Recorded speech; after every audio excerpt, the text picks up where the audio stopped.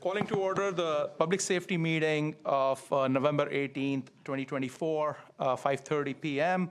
And having said that, I will entertain a motion for approval of minutes for meeting of October 21st, 2024. So moved. I'll second it. All in favor? Aye. One abstention. I was not present at the last meeting. Moving on, at this point, I'm going to open the meeting for any public comments. So if there is anyone from the public who would like to come and address the committee, please come forward. Does anybody else want to? Hi, my name is George Hallahan, live at 11 Henry Street. I have a few things to say. I'll do the best I can to cut it short. First, we'll start off with the fire department. I need to ask on the committee here, has anybody been talked to privately by the fire department, asked any questions? But that would, you would have to excuse yourself if they were trying to intimidate you. I've heard some stories that they tried to get the committee to meet one-on-one in a separate room, no camera, to talk to them separately. You shouldn't have to do that. I'm kind of upset that that has happened because I have better faith in them than that. Second thing, I would like a form of all the chemicals the fire department's going to use on the one on New Britain Avenue and give it to Fran and Paquette, okay? I want them there, and I want to see what of those chemicals are for cancer, okay? Because you guys, as I said before, the fire department, I'm all for them. They're great guys, but wrong area to put that in. There's no way on New Britain Avenue that can happen. None, there's no way. Parking, nothing, okay? Great idea. Find some other property, not there. There's been so much stuff done in this town in the past few months that I'm gonna get a hold of some of them. I'm having some important people come into this town that will make decisions on all of the people here, especially planning and zoning for what they did to me. That's another meeting. They had my solar taken off after a year off my roof, but that's okay. We'll let that go. Anyways, I'm fed up. And then our town manager here, he's a real gem. I went for his help, got nothing, absolutely nothing, but an attitude. That's not the way to be. He's a puppet. He's not a leader. And I'm really upset about that. And I mean it. So anyways, we need to make decisions from now on because I'm going to make notes on everything. And if we don't get anywhere in this town, like the most dangerous thing, I know it's not towards the meeting, is the buildings on Main Street. Someone took a bribe, definitely, and I will prove it. The town manager was involved in it, okay? Those buildings should not be to the end of the highway. Who's going to take responsibility of those people getting hit or killed, okay? That's another meeting, okay? So anyways, I would respect you on the fire department to do what we need to do, okay, please. As I say, I'm not against them. They're great guys. They know a lot. They're one of the best fire departments around here, okay? I'm proud of them. But we just got to get a different area. We have plenty of areas in this town. They need a lot more room than they have over there. As I said the last time, we got daycare centers there. We got 2 farms over there. That stuff is cancerous. It's going to go on top of stuff, on cars, paint, people. Not fair, okay? But please, I'd like to see that project go. Put it somewhere else, please. Okay? Think I said enough. Thank you. Thank you for your comments. Anybody else at this point want to come up the podium and address the committee? Anybody, any online comments? Having none, we'll move to departmental updates, starting with fire. Okay, and thank you. You have the report, but just add a few things. I start off, start off each month with call volume. When I did this report this morning, we were at 737 for the calendar year. And for context, in 2023, we hit 737 on December 20th. And for 2022, we never made it to 737. We found October to be one of our busiest months ever, with 84 calls for service. We want you to know we have the personnel to handle the calls and have only relied on mutual aid twice in the past year. Now, during our last public safety meeting, I want to say it was October 21st, Fire Department received a request for assistance at the then unnamed Hawthorne Fire in Berlin. We sent several crews to Berlin that night. When I left the meeting here, I went down to Berlin, and while we were there, we received a request for assistance beginning the next morning at 8 a.m. The next morning, which was Tuesday the 22nd, we did an all-call, and we had a safety briefing behind Station 2 and chose the crew to go to Berlin. We were very careful to ensure appropriate coverage for our own town. That afternoon, while Weathersfield, Rocky Hill, and several members of the state forestry team were working the fire line, there was a UTV accident which took the life of Weathersfield firefighter Rob Sharkovich. Our personnel were first on the scene and immediately began extrication, which quickly became a recovery. That day, we pulled out of Berlin, out of the Berlin fire, and we began covering Weathersfield and assisting with all aspects of the arrangements and the town coverage. So for that period of time, and this is also inclusive of the Berlin calls, we did 570 hours, 570 man-hours of coverage in the towns for that period of time. And understandably, we wanted to assist the Weathersfield Fire Department however we could. I just wanted to bring that up. I don't think the report that we sent forward actually shows the depth of our involvement. Moving on, we had a very busy month on the highway.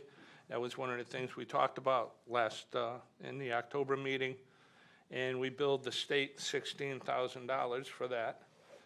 From an apparatus standpoint, we had talked last time about the aerial on Truck 2. It was repaired and recertified about a week longer than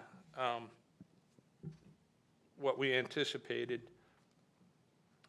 I also want to bring up that on November 7th, Rescue 3 was involved in an accident on West Street where they were leaving one incident to respond to a second one.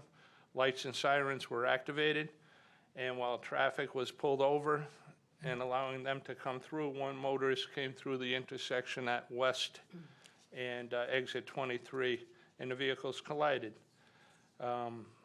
Luckily, there were no injuries at that point. The police were still at the first incident, about 300 feet away, and determined the driver of the car was at fault. So I wanted to bring that up. There is some damage to the apparatus. We are looking at an insurance claim with it, but the apparatus is fully in service. Let's see. A couple months ago, we had a change, we discussed our change in recruitment and retention leadership. We are still seeing the fruits of that committee's labor with 12 new members onboarded. Okay. These new members are going to help us maintain the current posture of the fire department. And this Wednesday at 7 p.m. At fire headquarters on the second floor, we're having a new member orientation and would like to extend an invitation to the members of this committee to attend. And that's my report up to emergency management. Any questions before we do emergency management, Bill? None here, thank you. Any questions, Frank? No questions, comment. Thank you, Chief, and all your members for assisting Berlin down there in a difficult situation, obviously. Chief, I have a question about, I think there was a conversation about injuries reported and things like that in the couple of meetings prior, if I remember correctly. And one of the things that was recommended was asking for OSHA filings, like if you have them, like not immediately, but do you do any OSHA filings for injuries on the job? We do. Now, I don't recall that conversation from a couple of months ago. However, we entered into a partnership with OSHA probably 24 months ago, where any issues they have with the fire department, they come to us. We look at it. It's not automatically a citation. We review what's going on. They do their investigation. And we have whatever the period of time is if they find that we're deficient in something, usually about 45 days for a plan of correction. We file when appropriate. We work with the town Human Resources Department on that, who is the town's OSHA liaison. So we're all up to date on it, if that's what you're asking. And it's been quite some time since we needed to file Yeah, that type of injury. that's exactly what I was looking for. Like if you're not, we don't have any OSHA filings recently. No, not at all. Not at all. And it's like it's probably like intermittent, like it's not a frequent thing. No, it's not. And That's what I'm understanding from what you're. And I didn't anticipate the question, so I don't have the triggers with me. Obviously, one of them's on online or a on-site death, an employee death. And there's a few others. I believe a hospital stay might be one of them. However, we haven't had one of those in quite some time. Yeah, thankfully. Thankfully so. Yeah, thank you. You don't have any other questions, then we can move to emergency management, Chief. Back to you. From the emergency management side, and I'll put this event under emergency management because during the planning stage, it took a life of its own. Probably back in September, we hosted an extrication demonstration on New Britain Avenue for EMT students with Hartford Healthcare. From there, we had a discussion that night, and they asked to assist with a mass casualty incident. Deputy Chief Gentili in the back spearheaded that. And long story short, on Saturday, we held an MCI drill simulating a bleacher collapse at the high school. UConn EMTs and Hartford Hospital EMTs were there, as well as Lifestar, Newington Fire, and Rocky Hill EMS. The event was mainly focused on fire and EMS. However, I do need to give kudos where they belong. I had several meetings with Chief Cleft, who provided expertise on this subject matter, and the event was very successful, and we hope to do more in the future. Other recent activity continued to center around election-related planning and winter storm prep, and we participated in several Zoom meetings about the presidential election as well as the post-election wrap-up. We also had a meeting last week with Eversource about winter storm planning, and we continue to meet with them on a monthly basis. That's what I have. Thank you. Counselor? No questions. Thank you, Chief. Thank you. No questions, sir. Thanks, Chief. Thank you. Moving on to police. Chief Clett. Good evening. I'm sorry I missed you last month. I was out of state at a conference, and I did review the meeting for comments and just reviewed, so I am caught up to speed there. The report, it speaks for itself. What I will say, and I seem to be, my number one priority has been the hiring and getting our shop back in order with putting our officers and filling those positions. I'm happy to say that we have the final officer in current background. He's currently in the background stages. Within a couple weeks of coming on board, provided all stays where we are with what the results we're finding. And upon his jumping into our staff and training, that will put us back to a fully staffed department. And what I'm doing in preparation for a potential retirement in January, December, January, is we have initiated an entry-level testing process. I had 2 interviews this morning. They went very well, and I have another 2 tomorrow in preparation for that departure to try to stay as ahead of that as best as we can until really what's pending is the finalization of the union contract. Some things of note for the last month. I'm sure you all saw or heard about the CREST, the Capital Region Emergency Response Team, was out at the Shell station for what was ultimately a Wethersfield Police Department arrest or an event. A suspect had fled from a local hotel across the border and found his way into the ceiling of the gas station, the Shell station in our town. So with a little unified command, brought in the CREST SWAT team and deployed tactics to get the individual out of the ceiling safely, without incident, without injury. And he was ultimately arrested for charges in both towns, both in Wethersfield as well as ours. Just of note on your charts, if you turn to your, I think it's the 3rd page, I removed, and I hope you don't mind, I removed the chart for catalytic converters. We brought this up probably 4 months ago and questioned whether the stats were valid, and we have not had a single incident of catalytic converter theft in this town, according to the charts and what we're seeing. So I thought it'd be interesting to share with you attempted motor vehicle stops.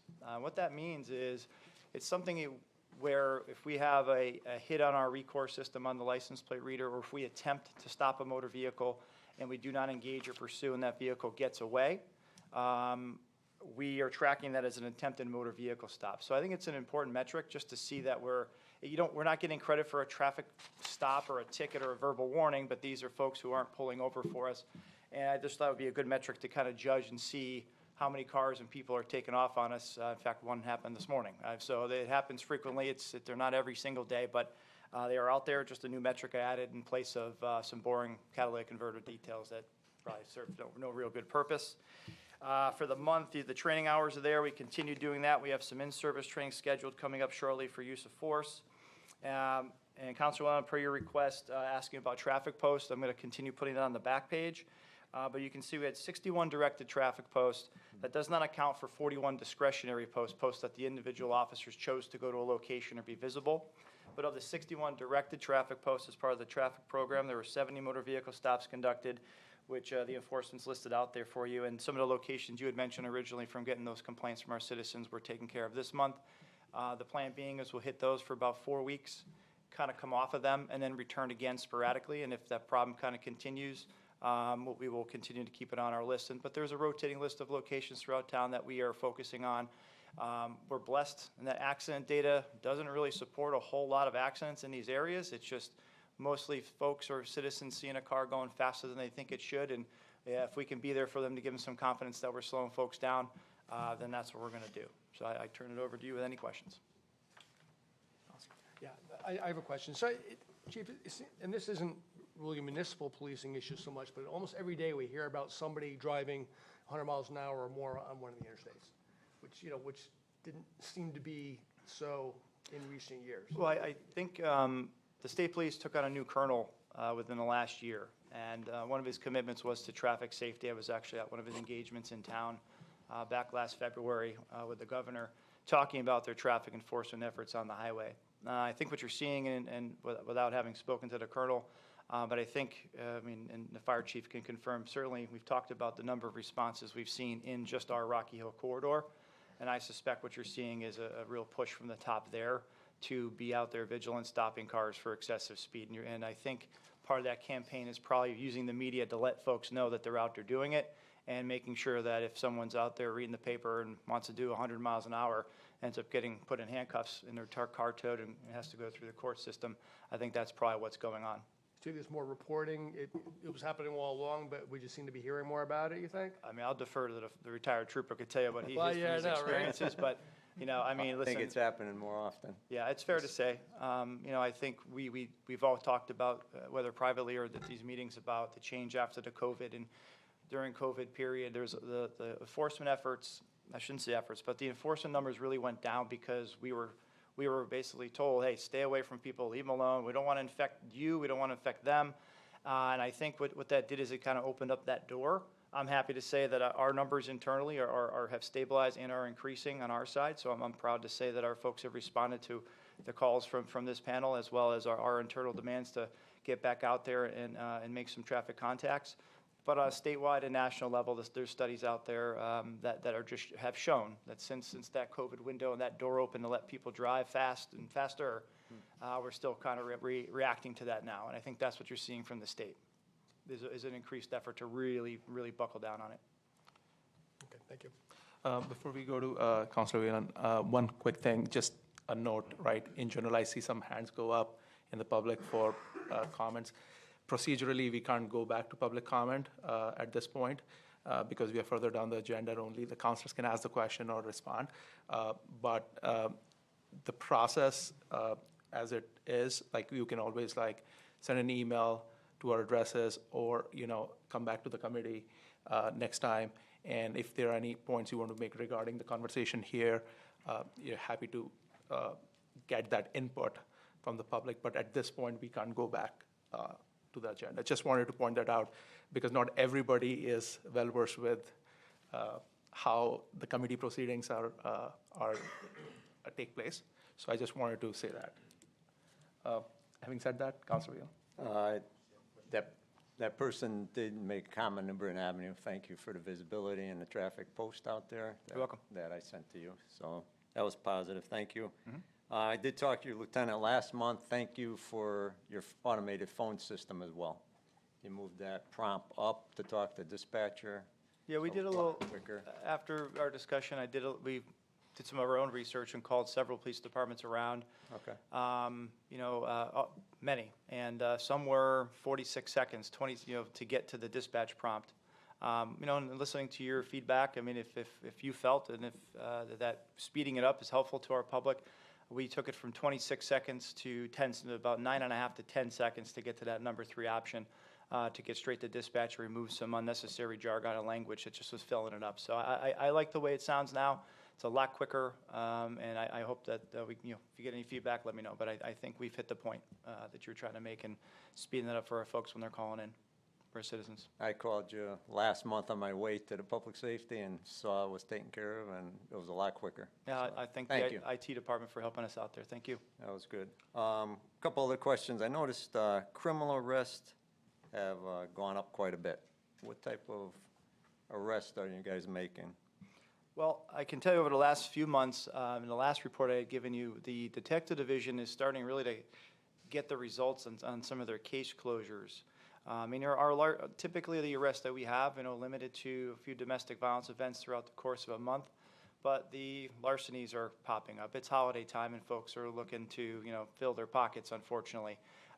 We have not had any significant or major person-on-person crimes, and we're looking at, property crimes more than not. But I think some of the growth in there, 4 to 5 of them have been directly connected to some of the detective cases, getting their hits on either genetic returns or just getting the paperwork through court. The demands today with, going back 15, 20 years ago, warrants with probable cause, you send them over and they'd be signed. And today, the courts are very short-staffed and they don't have the investigators to do a lot of the follow-up. So they're really asking us to do a lot of the investigative work, dotting every I, crossing every T. So what would have been a 3 or 4 page warrant before is 6 or 7 pages with multiple follow-ups and interviews and things like that. So what I'm happy to say is, I mentioned this 2 meetings ago, we're really seeing some case closures within that detective division for the hard work they've been doing. And I know it's hard to accept the fact that crime is going to happen, but I'm happy to know that when it does, we have some really diligent and dedicated investigators holding people accountable. Another quick note, I noticed the last couple of months, sexual assaults are on the rise. Is there any concerns? Yeah, or- no, I heard your comment last meeting. There is no town-wide concern. Out of respect for the victims of those crimes, I'm not going to say too much more. But I have no concern for public safety based on my review of the 7 incidents that came in. I have a breakdown here from, spoke to Lieutenant Gusfeld about it actually after last meeting, but there is no threat to our public safety. These are, That's all, it's hard- thank you. Yeah, That's thanks. perfect, thank you. That's all. Thank you. Chief, first of all, thank you for proactively looking at the metrics which might be more suitable than some other metrics we have used in the past, like catalytic converter. So I think that's a great idea to periodically revisit what makes sense to be in the report instead of just doing it out of habit. So I do appreciate that. And I think this metric is actually, it does tell us more than just, everything else that captures something. And this one is more about, where we don't have a process to actually capture this, right? These kind of, I'm sure you do on your side, but as a committee, we don't have a process to capture these attempted, stops. Yeah, there's not going to be a line, I mean, we could add a line, but I thought Yeah. that, seeing what the trend is, personally, it's a win for our department when this happens, right? I Right. mean, of course, nobody hits anybody and nobody gets hurt, but if we're attempting to stop a car that is up to no good or doesn't want to pull over and they're moving on out of our community, then I think that's something we should measure. And even if it's 2 or 3, it's still 2 or 3 bad actors that were here in Correct. town for unknown intent, and they weren't there 5 minutes later. They're in Hartford, or they're in West Hartford, or they're on the highway going down to the beach, but they're not in Rocky Hill. Right. And also on the other, the directed traffic posts, I did see, just driving around town, like all of us do, I did see more presence. And I do think, especially on New Britain Avenue, there was a park cruiser there. So I do think it makes a difference. And thankfully there are no accidents or fatalities in those areas, like you mentioned, which is, from a data perspective, it's true, and thankfully that's the case. But I think it does make a difference. So I just want to thank you for doing that proactively. I think just having more presence, I think it does have some I give all the thanks deterrent to our effect. patrol officers out there doing it, but thank you. Yeah. I appreciate that. Yeah. So, and then the last thing I wanted to say, you didn't mention this, but Officer Will was out there in some good news story. And he has been quite a celebrity over the last week or so, I should say, right? And so I don't know if you want to talk about that a little bit. I know you didn't mention it, but I just wanted to bring it. For those who don't know, if you didn't follow the news last week, one of our officers was on Wheel of Fortune and went viral across the country, across the globe, quite frankly. I saw articles in the UK and in Australia, and golly knows, TMZ, every publication out there, over 8.5 to 9 million views on Barstool Sports alone. He's been on the the Le Batard radio show. He just got on that the other night with 1 million viewers. He's on the radio this morning. The one thing I'll say, and I thank him for that, is he is out really representing our brand, the brand of Town of Rocky Hill and Police Department. Couldn't be a better ambassador. But his answer was very funny, and if you haven't seen it, I encourage you at home to go just Google Wheel of Fortune, and you'll get a laugh. And for Will, it's been a real whirlwind for him, just getting kind of used to the fact that he really, did something funny, and more people. He made the entire globe laugh in 24 hours, and that's something not anybody in this room or anybody watching at home could probably take credit for. But that man, Will, has made the globe laugh, and we're happy to have him. He's a great representative, great SRO, and he's been talking about our football Fridays, so a little positive press for us, maybe not so much for Will, but he's got his own Instagram page now, and yeah. And it's active. Yeah, It's active. yeah. And one more thing I wanted to mention, he did raise quite a few dollars for Rocky Hill Human Services, which is also, I saw a lot of PD presence at the fundraiser, so I wanted to just thank you for doing that. And Will, obviously, Yeah, that's Will. Yeah, we're obviously do our best to support him with Yeah. his efforts. I am aware that he's already volunteered to take part in a Wheel of Fortune themed toy drive down at Jordan's Furniture with Zach and AJ from the radio. He's partnering with Johnson Sausage for some sort of food bank drive. It's wild. It's wild. If you get a chance to talk to him, I really encourage you to let him tell you his story. It's something else. Yeah. And we are very proud of that as well. I think these are the good news stories we should all be talking about. And I have said this many times, and I'm going to say it again. I think we are very proud of our PD here, all of our frontline officers here, and firemen, and everybody on the ambulance side. And I just wanted to like reinforce that, taking this moment with Will's great story here to say that again. I don't think we have said that in a few months, and I've been saying that for a while. So again, like all of you out there, you make us very proud. So thank you for everything you do. With that, I think we have health district, but we don't have Dr. Charlie Brown here. Ambulance, I totally skipped that. How did I? I almost always did it skip you again. guys. Okay, that's okay. I think just the closer that we are to you, the easier it is for us to just slide under the radar. I don't know what I'm thinking. I actually jumped you. Yeah, Okay. that's all right. We Got don't it. mind. We don't mind. People are too polite to me. I think you should have jumped in, Ray. You should have said, what the heck is going on? Bill was looking that way. That's why he didn't jump, because he didn't mind doing that. I'm pretty sure, right, Bill? Yeah, wouldn't have. But yeah, over to you. I'm just going to, Mary Ellen, the chief, is not here this evening. I just want to point out that our members have completed their annual CPR and Lucas training, and this month is hazmat. We want to welcome Tom Mosdale. One of our members is going to be joining our training division. He is an EMSI. We have an upcoming EMT course beginning in January through April. Our chief acquired naloxone leave-behind kits. So if there's an overdose, whatever, a drug-related call, we actually leave some Narcan behind there's instructions and some other emergency numbers to deal with. Many of the members attended the annual EMS Pro Conference down at the casino and got some continuing education courses. We participated in Fall Fest, which was a very nice time. On the 12th of this month, we had a memorial celebration of life ceremony out for Joseph Graham, our former chief. And I want to thank all that attended. I also want to have a special thank you to Ron Cox, who is not only a neighbor, but an eloquent speaker that shared a great message that benefited all. Thank you very much, Ron. We have 4 new members. One is a returning member who left years ago, became a paramedic, and he's coming back, and he's bringing his girlfriend EMT along with him, which is great.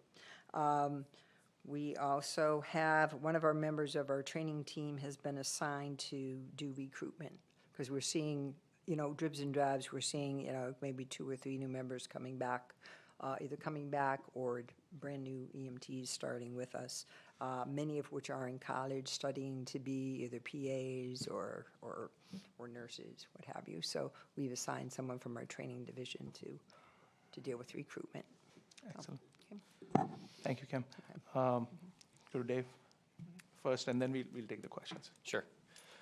So just a summary for October 2024, we had 330 responses with 221 transports, keeping right around that 70% ratio for responses to transports to a area hospital. We had a 94% on-time performance with an average response time of 6 minutes and 29 seconds to all emergency calls. We had 6 cardiac arrests. Of those 6, we had 2 transports and 4 were presumed on scene. We are starting to get that data back from the national database as far as those cardiac arrest numbers. Those still seem to be trending very positively as they did last year. We're looking around about 25%, but I'll keep you guys updated on that once I get. That actually might be a good thing to put in our kind of annual look back to see where we are next month. But at least 3 to 4 confirmed cardiac arrest saves within the last 4 months, so that was pretty encouraging to see. We did have 1 opiate-related encounter last month, and just something that I'm keeping an eye on, we did have 3 opiate-related cases already this month. They are not concentrated in anything that I can see as far as the type of drug or anything of that nature, but we are at least keeping an eye on that as well, as it's kind of the high point, I think, for this year so far, but grand total at 14, and I think that would then bring us up to 17. We did have 2 paramedics complete their medical control authorization in the precepting process, Olivia Pelkey and Jaymine Patel. both of us joining. J-Mine has actually been a paramedic for 5 years. She joins us from Windsor Ambulance Service. She's coming over, and Olivia is a brand-new paramedic out of the New Britain EMS Academy. We are preparing to welcome 11 new team members coming up in December, made up of both part-time and full-time EMTs. And we're currently, I'm sure as Rocky Hill RHVA is as well, we're kind of working through our paramedic and EMT skills for the year, and keeping busy with some of that annual training that we have to get done before the new year. But with that, I will stand ready for questions. Yeah, directed to both Dave, you and Kim. I didn't look at your year-over-year numbers compare where we are year-to-date compared to last year. But we keep hearing from fire that there's been a major spike this year compared to last year in closer service. Something similar happening on the ambulance side? Yeah, I think overall we're seeing about a 17% increase for both RHVA as well as Aetna. Our total volume is certainly up. As far as drilling down on what is the driver on that, I can't really say. It seems to be kind of driven across all of the kind of categories that we track. So as far as medical versus trauma, I haven't seen anything necessarily jump up. I do know certainly we have, at least in recent memory, of course we could have that bias because it's been recent, of certainly some fairly significant motor vehicle accidents. But I don't know if that alone is the driver, because 17% is a pretty big jump. I think we're looking at probably by year end, we're going to be around 300 to 400 responses over what last year was. So, and every month, I think when you look at the rolling look back, has been at least 10 to 20% higher than the month from last year. So it sounds like it's probably in the ballpark of the increase we're seeing on the fire side. Yeah, we were actually having a discussion earlier, and you take fire calls multiplied by 5, you get the approximate EMS calls for the town, and I believe we're right on track. So all the services are seeing this jump. I mean, it kind of makes sense. You would expect it to happen in parallel, but we're all still scratching our heads on what's driving this. I mean, it's not like we've had a huge recent population increase in the town from last year. We're also an aging population. That's a stat we cannot ignore. Right. We do have a lot of medical alarm calls, some of which are valid, many of which are not. It's still a response. I don't know if those are included in your totals. We can certainly, I used to track that, I think, early on, and we can go back and look to see, what the assists are. And I think, that's certainly a component of that, as there are multiple elderly complexes within the town. But again, as far as an overall increase, unless they've been taking on a higher bed count, I don't know that that's really the driver. It's not like we necessarily had a new facility open up or anything else. So I might have to have one of my folks take a little gander at that and see what else is maybe that we're missing. But I generally think that it's just whatever reason, because we're seeing it not just in the town of Rocky Hill, we're seeing it in our other communities as well, that there's just been an increase across the board. So I guess I'll direct this both to you and to fire. I mean, if there's a way to drill down a little bit on maybe a little further on the demographics on the calls, and to the extent that there's a connection with, an aging population. I mean, it would make sense certainly for medical, but maybe even to some extent for fire calls as well. I mean, if older and frailer people living on their own may be more prone to have accidents or spark the type of incidents that lead to fire calls. I just don't know, but we're seeing this. This problem. We're going to run into staffing issues. We're going to run into potential funding issues, but also threats to people's life and safety if these numbers just get out of hand while our resources kind of stay flat. So any information we get, try to figure out what it is and what maybe can we do to head these things off before they result in emergency calls, I think would be very helpful. I have no suggestions how to go about doing that, but whatever resources you can tap into, your professional associations, whatever else. If it's not just Rocky Hill, if it's a broader thing, we should see what information is out there. don't disagree. Looks like we're going to have a meeting, guys. It'll be fun. Yep. Just curious, this is executive summary, does that include Rocky Hill volunteers, or is that just all Aetna's? That is including, so the one on the second page, that's going to be including all. That's everybody? That's everybody. Okay, good. Thank you. You're welcome. Yeah, and talking about including all data, I think that was a big effort on your part. Kim, thank you for working with Dave there and the chief, obviously. And I think it has been quite a bit of journey for the last year to get there. And I'm glad that we are there, like we're able to consolidate that data into one view. And that's what happens, like when you do that, these are the kind of questions which come up, right, which Bill is asking. And I think it's really designed to do that. And you're not going to have that if you don't have that kind of consolidated view. And it generates hypotheses you will otherwise not generate. And on that note, on the related note, there are also canceled calls. I think some metric is there. I think you track, right? Yeah.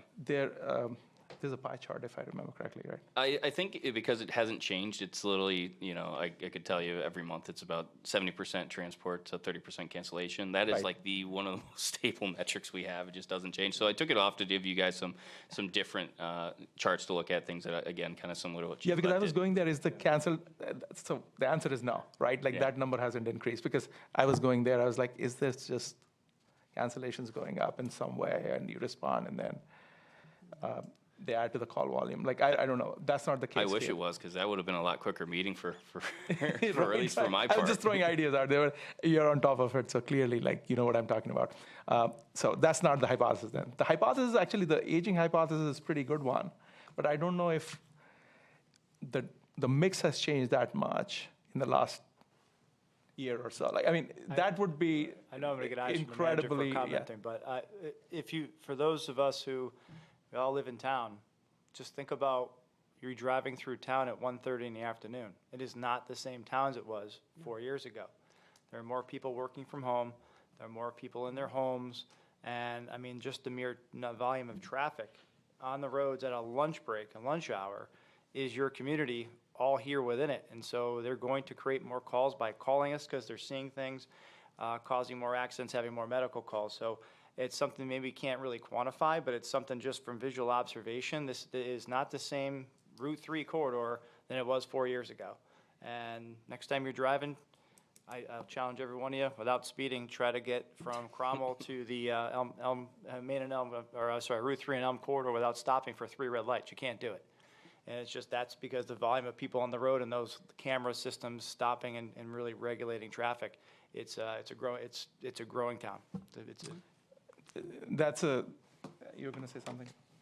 Yeah, we say it's a growing time. The residential population hasn't grown much, but you're saying the daytime population, whether it's Well, people doing if you business, people in the offices, Go back people doing business. pre-COVID, you had, we'll say, 30-40% of the town was leaving to go to work in other communities. And now, Right. how many folks here listening or here on this panel work from home occasionally because they have computer access or offices at home? And I think that's what might be driving some of it and worth a conversation when the follow-up occurs. But just from looking at it from when you're driving around town, observing our community, it is far busier field than it ever has been. So that'd be one data point, I think, on the emergency calls, whether it's fire or ambulance, and that is maybe tracking the number, people who, the situation was while they were working from home. And now, unfortunately, you don't have the old data to compare it against, but as we're trying to get to the bottom of what's happening here, and is it likely to keep growing, or is it likely to flatten, I don't know what, I'm just kind of throwing, spaghetti against the wire, I think, but I think we're talking about dramatic numbers, 15-20% year over year. That's It's a big jump. deal. It's a big jump. Since we are throwing ideas, and this is, so we have at certain locations, the plate readers are does it, and I'm not suggesting read the plates, I'm just suggesting, is there a count which it keeps? Yeah, you'd have to really use certain locations. If we did the entire count, then you could be counting the same plate 3 or 4 times as it's skipping through town. But if we look at our entry points, the old Main Street corridor, the Kobe Road corridor, the Route 3 at the town, Cromwell line, and Main Street by Tollgate has one. And then we could use, I think we can quantify those 4 alone, but they have cameras going in both directions. So I'll see what I can find out for you. But the number of scans is in the millions. It's Yeah, there'll be duplicates, obviously.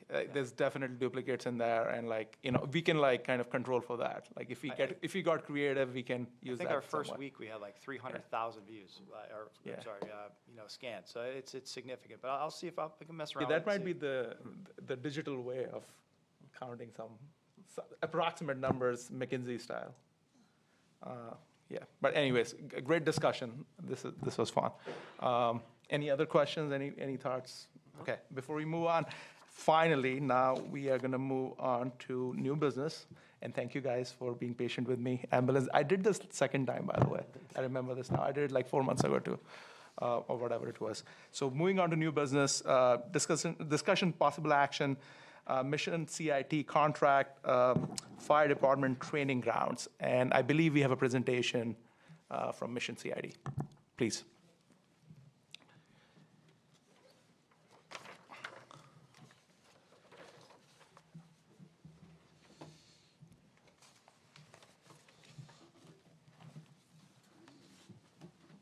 Is there a clicker or?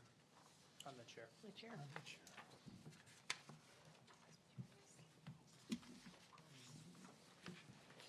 Oh, there we go. We're good. Hi, I'm Warren Fisher. I'm CEO of Mission CIT. Mission CIT is located at 3 Enterprise Drive in Shelton, Connecticut. And I want to thank everybody for having us back. What we plan on doing is talking first a little bit about Mission CIT, who we are. I don't think we did that before. And then talk about the benefits of this program for the town of Rocky Hill. We've addressed all the items, at least I think we have. We've addressed all the contractual items that were brought up in the prior meeting, and we can go through that. And then we're in a position to review the prior presentation, if you'd like to go over that with us again. With that, I also want to shout out to all the firefighters for being here. It's good to see you. Thank you. Mission CIT provides training, testing, and strategic services for public safety. What's that mean? We train EMS. We train fire. We provide promotional testing for fire, EMS, and now law enforcement. And we provide strategic services, which includes doing strategic planning for fire departments, for EMS agencies, and we also have a recruitment and retention division. And that recruitment and retention division focuses on fire departments, mostly volunteer, some combo, some individual, mostly individual towns, but we also do several counties throughout the United States. One of the things that we find doing our consulting services and our recruitment and retention training, and we do that throughout the country, and we have contracts with states like Maryland and New York to do that, is that one of the top 2 issues for recruitment and retention in a volunteer department is training, and it's quality training. And it's the recruitment and retention, both in bringing on new firefighters and keeping those firefighters who are ready in the town, working, keeping them engaged, and keeping them safe, keeping them learning new skills. That is absolutely one of the key things that this program that the chief has asked us to bring to the Rocky Hill fire grounds, training grounds. That's what this is about. So with that, it's about the firefighters. It's about having the best firefighters here as volunteers in Rocky Hill and having a reputation where you're drawing the best, because word spreads in the fire service like wildfire, where they know where the best training is, and Rocky Hill is going to have that reputation. You have a great reputation now. It's only going to be enhanced by this program. So with that, if I can figure out how to, that works. Okay, so let's talk about what's in it for Rocky Hill. When we spoke last, this has to be a win-win for Rocky Hill and for Mission CIT, of course. A little bit about Mission CIT also. We have about 120 people working for Mission CIT. Almost all are first responders. Many are part-time. We have a number of full-time. And it's firefighters, it's EMS. We have probably 24 EMSIs on staff for training. And we have 45, 50 firefighters that are certified Fire 1 or Fire 2 training officers.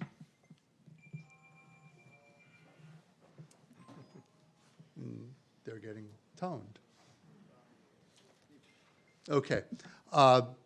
And we have a lot of current chiefs, former chiefs from around the country on the team to do our consulting services. Good luck, guys. Stay safe.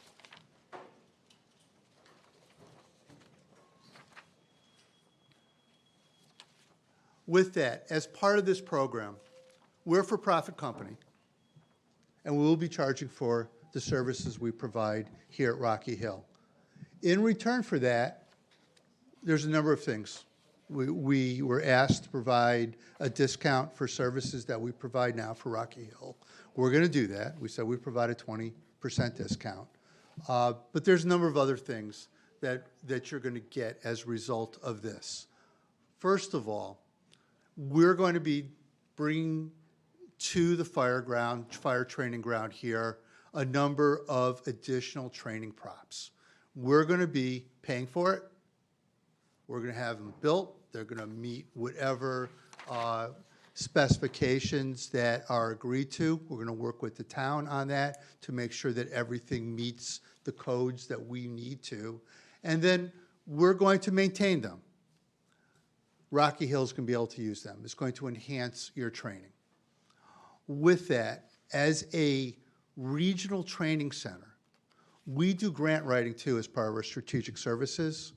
We'll be writing grants. In fact, once you give us the go-ahead, we're going to be writing grants for this year. The AFG grant season has opened already. It's early this year, and it closes, I think, December 20th. So we have plenty of time, but we'd like to get approval so that we can get some grants, because we know that the chief needs some things for the department and for the training grounds. One of the things in the fire service is vendors love to work with training schools because they're able to get their equipment in front of as many people as possible who are coming to the school. And those vendors provide free equipment. And they provide the latest equipment. And we work with the vendors to provide the appropriate training, but you will have the latest, greatest, and best available at the school to work with. And that's mostly fire, but maybe some of the EMS equipment as well that we can bring in through our relationships. We have a number of relationships with Mission CIT because we have a great reputation, and the vendors want to work with us. They want us, talking about their equipment, their gear on social media. We do that. The other thing that is a clear benefit for the town, I can't quantify it yet, but people will be coming to the town to come to the fire school, and they'll be using your restaurants. And if they're coming from out of town, they'll be staying at your hotels, and they will, in fact, be bringing more revenues to the town. So there's a number of areas that the town is going to benefit from. One other thing, recently, you may not know that we do EMS training for initial EMT courses at 3 fire schools in the state. We do it at Eastern Connecticut Fire School, at Litchfield Regional Fire School, and at Fairfield Fire School. New Britain, which has been doing EMT training in the area, recently announced that they're not going to do that anymore. They're dropping their paramedic and their EMT program. That is an opportunity, and we pay the fire schools for that. We would do the same thing with you. If you opened your space to us, we would pay the same rent that we pay at the other fire schools and have a Rocky Hill facility for EMT training. I don't want to compete with the ambulance service here, but it is something that New Britain was doing before, and we know we're already getting students in our winter class that would have gone to Rocky Hill that are now going to our other schools. So we bring a lot for the town. I know we're super focused on the fire school, but the relationship is a win-win in a number of other areas as well, and I want to make that clear. With that, any questions on the benefits and what we can bring to the town? We'll hold the questions till the end. Okay, And fair. we'll go from there. Thank you. Fair. Okay. So, on the agreement, and for the committee, I provided a copy of the agreement that was revised by your council, and we accepted all the revisions from your council. And there were 6 things on the list. They're here, they're written. You can look at them. We've updated the language on term and termination so that you have the ability to terminate, and there's a 30-day period every year for the first 10 years of the tenure. So it's a 10-year agreement to start, but there's a 30-day period where, frankly, you can terminate at any time for whatever reason. And just as a philosophy at Mission CIT, whatever agreements we have with our clients, we do year-long agreements for our fire service training for the 40 towns that we work with here. In our agreements is a no questions asked, you can terminate the agreement anytime. Rarely happens, but the towns always have the ability to do that. We're very confident that we provide value, and we want you satisfied. And we don't want to do business with somebody who's unhappy with us and we can't work with it because it's not good for either of us. So we want you to be happy, and of course, we should be happy in the process as well. We updated the insurance clause to meet the terms that were recommended. We actually have higher insurance coverage than what's in there right now, so we're fine. Dispute resolution, that was updated to include an arbitration clause. The force majeure was updated. And then the discount clause was added, and 5 free students as you requested for that. And then the hold harmless agreement, we updated that to have a little stronger language in that as well. So those are the major updates from when we presented October 7th. And again, I appreciate the consideration. What I'm going to do now is, if we would like to go through the entire prior presentation, I'm going to turn it over to Pete Morato, my colleague, and he will go through it, and then I'll be available for questions at the end. Okay. So again, thank you for having us here. My name is Peter Morato. I'm one of the co-founders of Mission CIT. So what we're looking to do here, as we discussed, we're going to create a facility for training, obviously, to enhance the current setup that is at the Rocky Hill site. So again, you may ask, well, why Rocky Hill? Well, Rocky Hill, having a professional relationship for almost 20 years, providing training and services, when you work with a client for a long period of time, you build a relationship of trust, and you build a relationship of what's expected on both ends. Rocky Hill, having an already established training site for a project like this, is very beneficial. Rocky Hill is already zoned as a live fire training site for this type of fire training. So again, that is, of course, a positive to get this up and running and start moving it in the right direction. What we'll be using non-fixed structures. They will be shipping containers that will be set up in a series of particular scenarios to meet residential structures, commercial structures, and can be modified to reflect the communities that we are providing training for. So we would create a bunch of props and structures that would reflect the response area, the response zone for not only the Rocky Hill, but for the mutual aid surrounding towns. We obviously will design tailored solutions for each department. We're going to provide access to premier live fire training for facility in-demand skills. So if you're not up on the state of the state per se, as far as the regional fire schools, The regional fire schools have a very much issue with funding. The schools themselves are in a position of disrepair, and obviously concerned about bonding and grant funding to get those live fire training facilities up and running again. It is very costly for fire departments. Just for the Rock Hill Fire Department to go to a live fire Class A building is in the neighborhood of $1,500 to $2,000 for a 4-hour session. That's a significant amount of money for departments to invest into live fire training. So what makes us different? We bring you, the client, and the Rock Hill Fire Department, because as I said, we don't look at the Rock Hill Fire Department as a client anymore with this business venture or partnership. We look at them as, again, being a partner of it, so you get the benefit of exactly what we're trying to do. We bring skill set, live fire training that is realistic to the skill that we are trying to teach.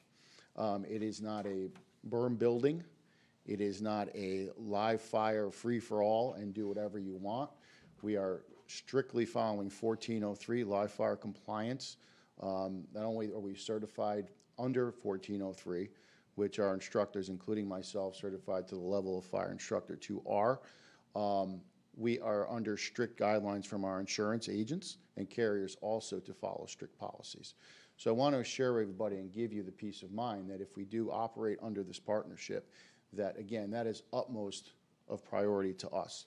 Remember, it is not only the reputation of Mission CIT, it is my reputation as a fire administrator of training in the state of Connecticut. So that was what the current site will look like. You can see the colored boxes. Again, the impact on the site is really not that significant. You will see there are 4 to 5 boxes ranging from 40 feet to 20 feet that will be located. And again, they will be set up as we determine what is necessary and needed, basically driven by the needs of the Rocky Hill Fire Department. Okay, that's just kind of what they're going to look like. Again, they are not fixed structures. They are not combustible structures. They are shipping containers that are fabricated using metal. There are no combustible materials in these. So the live fire event that is done in one of these containers is contained to one burn chamber. There will not be live fire in the entire structure. The burn chamber will most likely measure 10 by 10, and that's it. So it is not something where we're going to be burning down 40-foot shipping containers from fire from end to end, generating a lot of smoke and anything else into the environment. So just to I know we had a concern about the smoke that will be generated from here. Again, the site is zoned for live fire training because that type of activity has been done on the Rocky Hill site for the past, Chief, what is it, 23, 26 years? We've owned it for 25 years, and we've been burning up there about 21 years. So we will be staying along the guidelines of the initial and past practice burn practices, but again, by us containing the burn using only Class A materials, which Class A materials is combustible wood only. There are no petroleum-based products. There are no fuel oils or anything else that will be burned on the site. So the smoke being emitted will be the same smoke that will be emitted from your campfire in your backyard. That is it. That is the only Class A material that will be burning in these structures. They'll be contained to those burn chambers, so there is no chance for any type of fire extension outside of those chambers. When the fire is complete, we will be completely extinguished, debris will be removed, put in a dumpster, and removed from the site. So even though this is a live fire training area, the focus not only is only live fire. The focus is to utilize realistic props that are created out of shipping containers to recreate different training scenarios. So it will not be utilized as a live fire facility every time it is used. Most of the time throughout the year when the Rocky Hill Fire Department uses it, it most likely will not be utilized as a live fire training facility. But there will be moments when it will be. But we want to give you the utmost confidence in what we are doing, that it is done on the most up and up, most responsible level that we can provide. This has been done. I've been doing live fire training for almost 30 years now, not only here in other states, but on a national circuit. So I promise you, if you invest in what we're trying to do here in Rocky Hill, you will not be disappointed. Again, that's just another view of one of the structures. We'll be offering train the trainers on all our equipment here. So again, the instructors and the chief does have a very regimented schedule of how his fire officers come up with professional accreditation. Most volunteer fire departments, to be honest with you, believe it or not, don't have any to be a fire officer. Here you have to go up just as a career fire department would, and you even have to take a promotional exam and be certified. So what we will do is do a train the trainer for those certified fire instructors to give them access to run training drills for the Rocky Hill Fire Department. That is succession planning. Okay, and as far as a fire department, we talk about recruitment and retention for new people. Succession planning is just as important for the company officers. We feel that this will give the Rocky Hill Fire Department members ownership into the training site and propel them into being the top-tier fire department in the state. Just some of the different things that we will offer. We will offer the burn chamber. We will offer safety and survival, confined space, trench, vehicle extrication. A lot of this current stuff that is being offered on the site, we are just looking to enhance it. And that will conclude my presentation. I hope I was able to clear up some things or some questions that you might have. And then if anyone has any questions, I believe, Warren, that we are complete. And if I can answer or he can answer, I'll do my best.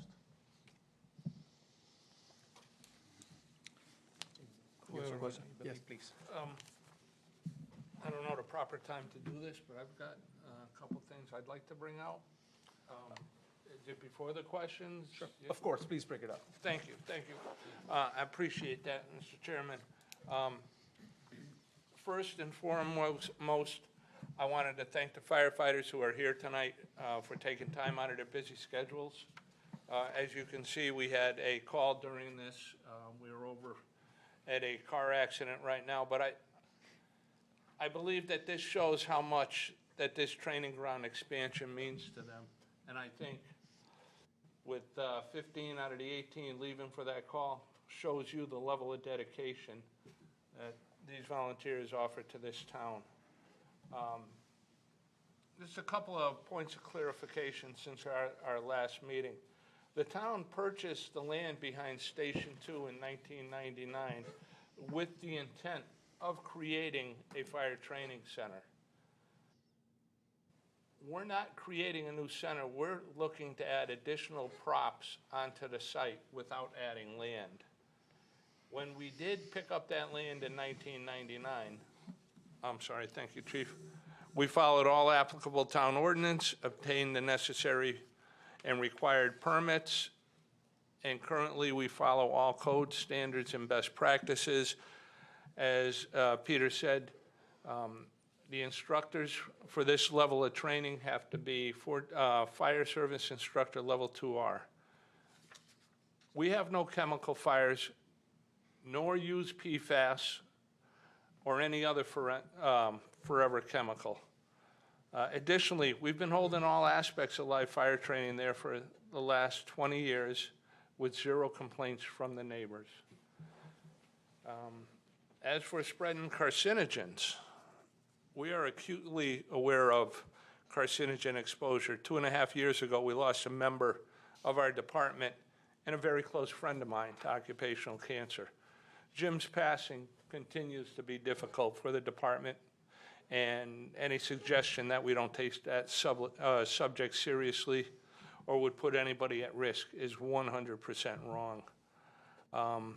The last point of clarification is that there was a concern about additional traffic on New Britain Avenue. On numerous occasions, we've had our entire task force, 5 towns, with their apparatus and personnel, so over 100 firefighters and more than a dozen emergency vehicles up there. Again, 0 complaints. So actually, we've held open houses up there, and I believe most people on the panel or the committee up here have been in attendance to those.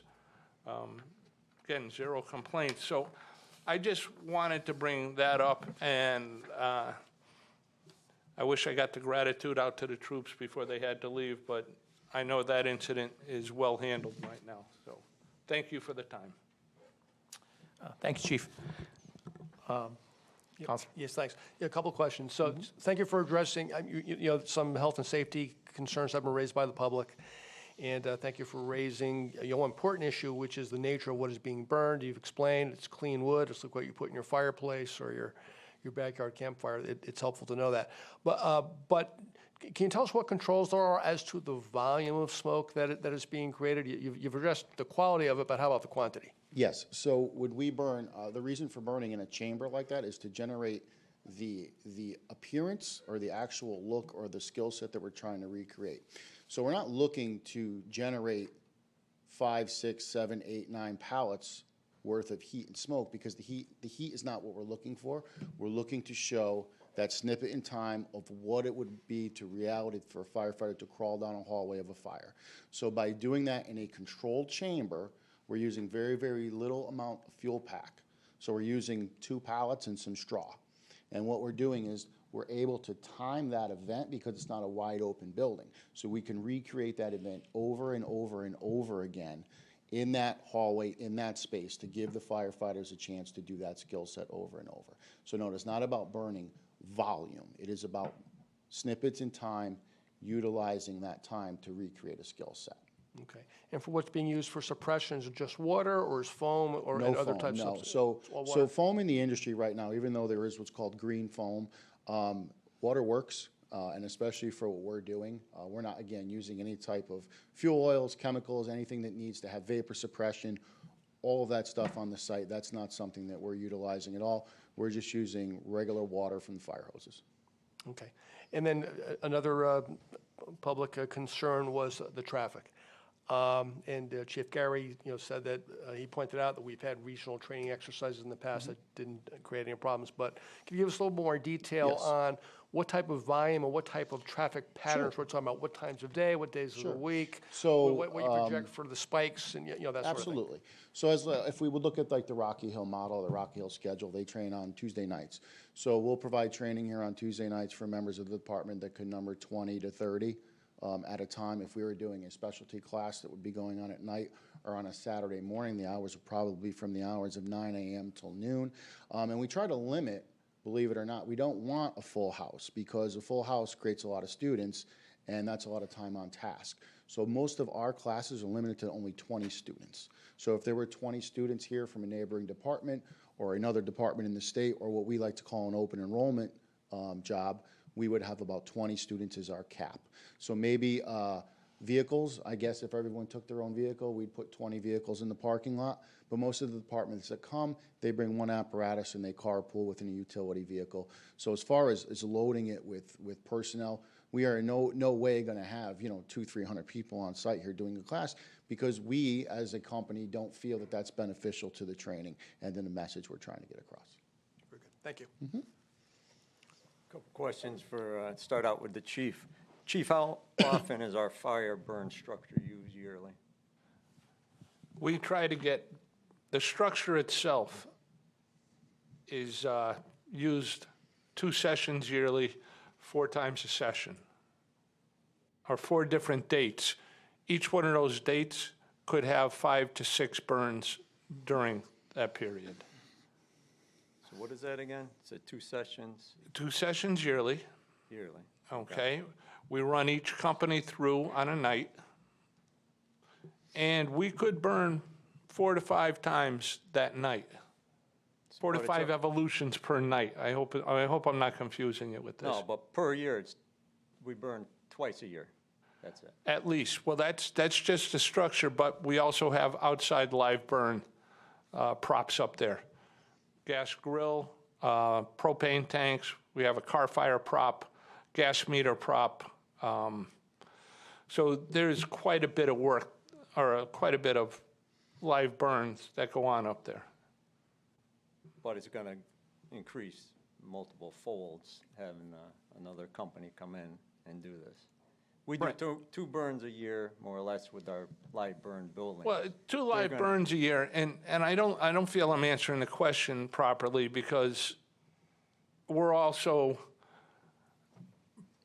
smoking the structure up, doing evolutions under zero visibility conditions. So this happens throughout the year, consistently, continually throughout the year. So I hope I'm getting at what you're looking for, Fran.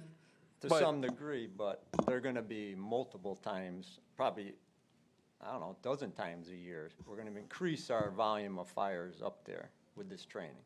Yes. That's what I'm trying to get to. Yes, there are two questions, if I may, like summarize. If and then I'll let you continue, Fran. Like what also I'm hearing is, and I had the same question, is the volume and the frequency. Right. So we need exact numbers. Scratch that.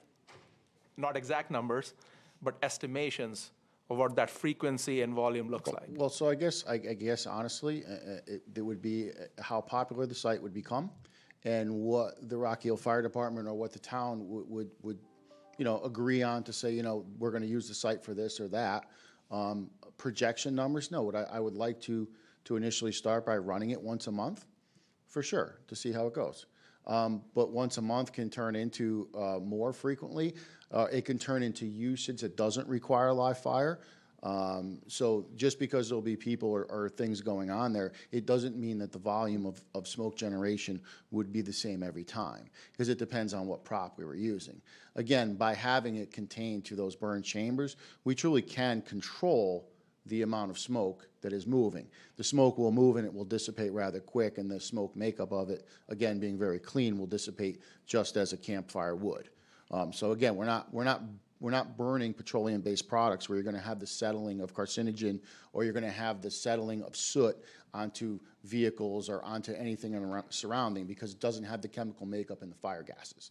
And that's what we're not burning. We're just burning. We burn pallets that we cut up, and it's what we call clean Class A. Now, I know what you're saying, well, there's really no clean smoke. No, there is no clean smoke. But in the industry, we call Class A material clean because it's made up of natural wood and fibers with no petroleum-based products or plastics. Thank you. Please. Chief, why are we going to this type of training? I bet in the past, you've always had your fire trainers in-house train our members. Why are we going outside like this? Well, I think it's best to say we should be training ourselves and not looking outside our department to bring the best of the industry in, I think is not the way to run business anymore. We need to bring in the outside. We talked about call volume earlier tonight. We are facing more and more emergencies than we ever have. And we need this type of training to keep up and to keep our level of expertise to where it is. Rocky Hill right now is a ISO rated 3 department. Okay, there's, I want to say 185 departments in the state of Connecticut. There's 20 at level 3. There's only 6 ahead of us. That's the fire department you have in the town of Rocky Hill, and that's a lot to do with the gentlemen who are now sitting out in that audience and their dedication and their expertise. Think about it. Only 6 fire departments in the state of Connecticut, based on the ISO's latest slide, have a better rating than the town of Rocky Hill. That says it all. And we need to bring this level of training because the fires aren't getting any easier to our department. Hey, Chief, It's if I for- may for a second, I Yep. don't know if I can interrupt, I apologize. Not really an interrupt, I just want to add to that. So I don't want you to look at Mission CIT as we're just this fire training Connex box. As Mr. Fisher talked about, we are certainly not. And I'm very proud of the work that we've done in the Rocky Hill Fire Department over the last, per se, 20 years. But I'm more proud of what we've done over the last 24 months as far as our officer development and officer competency training. The chief had the forward thinking to provide, there's going to be OSHA changes that are coming. The OSHA standard changes are requiring all fire officers to be certified to the level fire officer 1, 2, and 3. And we've been working at professional development for the last 24 months to get those officers up to that level. And with that comes the officer level of trainer and the succession planning into moving these people into spots that they can not only be comfortable, but they can also be accountable for what's expected through the OSHA standards. So we are proud of that also. Chief, to be a Rocky Hill volunteer fireman, you have to live in town, is that correct? That's correct. Okay, thanks. Do you guys have any environmental study information? We do have, I have gotten a lot of calls from people. There's 3 daycares in the area, 255 and over housing developments, as well as residential. There's a business right out in front of this training ground area. Do you have any information or data you could provide us? So no, I do not have any data on any type of environmental impact, but I would like you to look at the regional school model for the state of Connecticut and look where those regional schools are located. They're also located in neighborhoods. They are located in business districts, and there is no type of restrictions placed on the regional facilities that provide these type of training. There is also mobile fire training that goes to firehouses and does Class A burns in your back parking lot. So there are no restrictions thus far on any type of agency or building.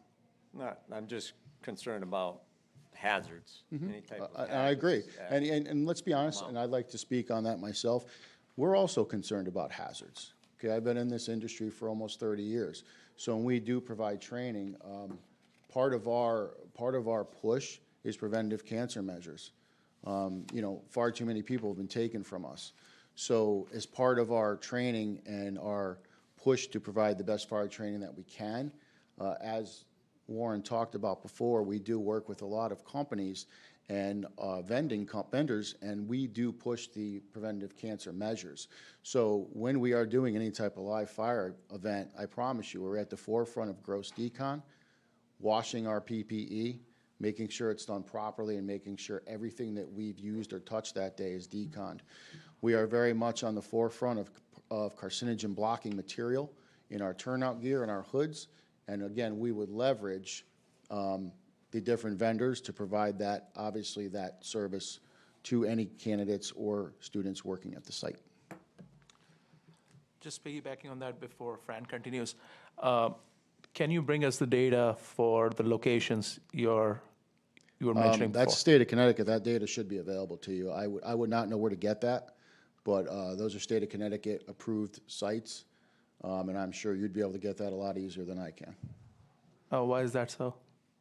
I don't believe environmental studies were done when they planned the regional fire schools or the update of them, because I'm not sure what the environmental impact is that you'd be asking for, again, because of the...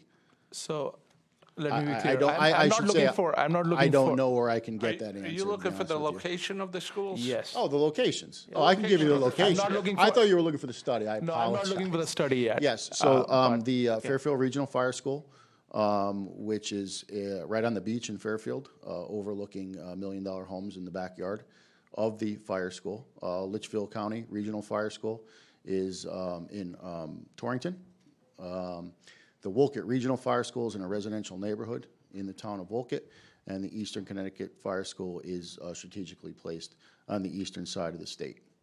Those are the approved regional fire schools, and of course, the Connecticut Fire Academy is on the property of the airport. And in New Haven Regional Fire School, El Grasso Boulevard. So all the schools, some are commercial, most of them are in residential districts. Thank you. Please continue, Fran.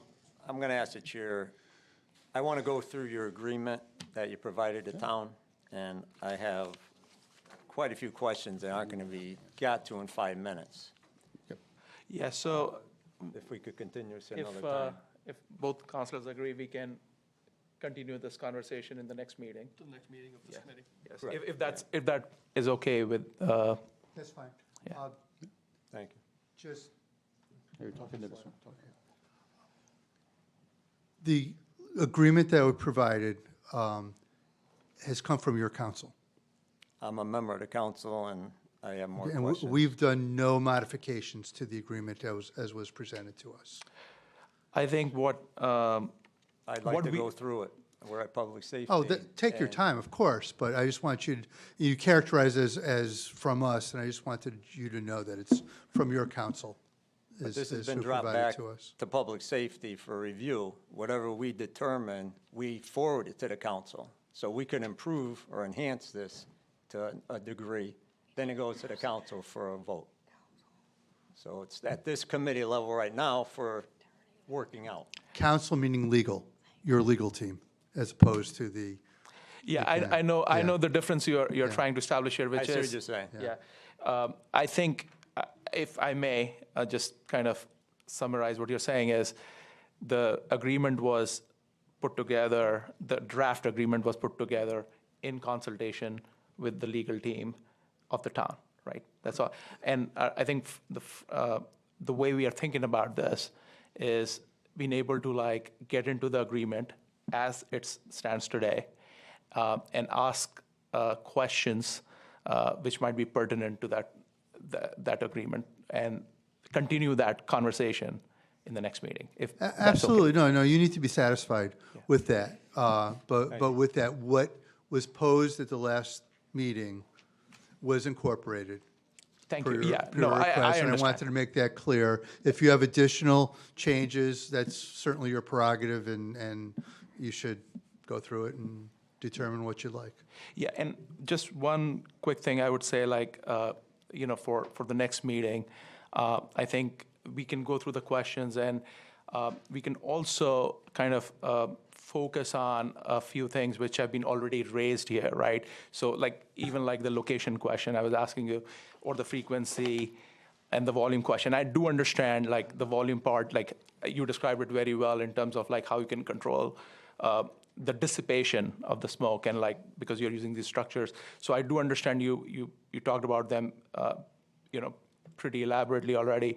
But if you have any data to like support these conversations like further, I would encourage that, right? Just going by what we heard today. And I'm not asking you to provide them, but I'm just saying whatever substantiates this conversation further into like what we are talking about, like, yeah, that would be helpful. And that's fair. And I do, of course, I have a list of there's 9 fire schools in the state. I'll pass that on to the chief, who can pass that on to you. It's public information. perfectly fine. Yeah. Yeah, and I'll pass that. You'll see what the locations are. And of the 9 schools, 7 are what you see here. Yeah, and I think if I heard correctly, like the frequency conversation was once a month, and I'm just reading it back to you because I'm like, just to make sure. So if that is the estimation we go by, because the way I'm thinking about it is, what we need to get at is, I have a simple equation on this in my head, which is really, I can talk about now, so that it helps you probably when you come next time, right? And I'm not speaking for anybody else, but for myself here now. So it's really in my head is as simple as like cost of operations for this town, right? If we have the school here in town, what are the yearly cost of operations which the town will have to bear versus the benefits of having the school in town So I would. as a dollar number? Yeah. And I'm not looking at exact numbers, I'm looking at estimations. So cost to operate, if we look at construction, fabrication, modification to the existing site, and additions costs you 0, okay? The only cost, I guess, per se, that would be that we're gonna turn the lights on in the firehouse and maybe sit in the chairs for a little bit. We're not using anything from the town of Rocky Hill, from the fire trucks to anything as such that would require over and over usage. Everything that we have will be self-contained. We will remove the debris, we will work with the chief, however, we're gonna go ahead and do that. But I really couldn't give you a dollar amount on that, because there's not much. And I'm not expecting it right away, that's why I raised I it mean- today, because We'll come back. yeah, if you can We'll look come at the back and do elements that. of that Yeah, we can cost, do that. that's what I was trying to get at. Absolutely. That's all it Absolutely, is. we'll do that. And I'm not expecting them on the spot, by the way, Okay, so. oh, yeah. okay, I just thought you wanted to know. No, We'll no, try to no, of look at course all not. the utility costs and everything, so you feel comfortable. We tried to address that initially without knowing what your current base level of utility costs are, because we wouldn't expect you to pay for that. But we didn't know how to measure it. So we were like, how do we figure it out? But we were open in how we presented it, so that once it was quantified, we knew that that's something that we should bear. That's exactly what I'm looking, there's just some kind of quantification. Even if it is a creative quantification with some assumptions built in there, I'm not looking for exact like forecasts of what the cost is gonna be, but at least some sense of, a ballpark, right? Of this number, right? Which, with some assumptions, and I'm okay with that. So the reason I set this up this way is, when you come back next time to the committee, like in addition to the questions which other members will have, I definitely am looking for some of those elements that will inform that quantification. So thank you for understanding what I'm saying. No, I totally get it. And if there's any other questions that you're able to share in advance that come up, it depends on how you operate, but if you can share them, we'll do our best to address them in the next presentation. Yeah, and again, thanks for, addressing the committee, walking us through the presentation, and thanks for being here. We really appreciate it. Thank you for having us. Yeah. We appreciate it. Thank you. Thank you. Thanks. And with that, Move to adjourn? Second. all in favor? Aye, Aye. 7 o'clock.